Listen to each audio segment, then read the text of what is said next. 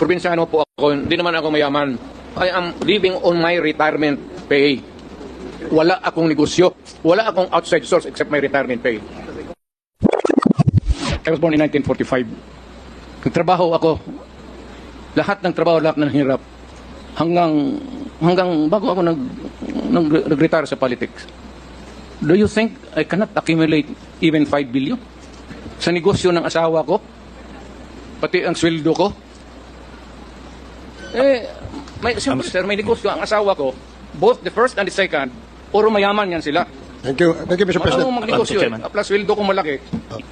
Do you think I cannot accumulate even 5 billion? Sasabihin ko lang, nung una wala daw pamasahe pero ngayon mayaman daw. Lulo mo yan.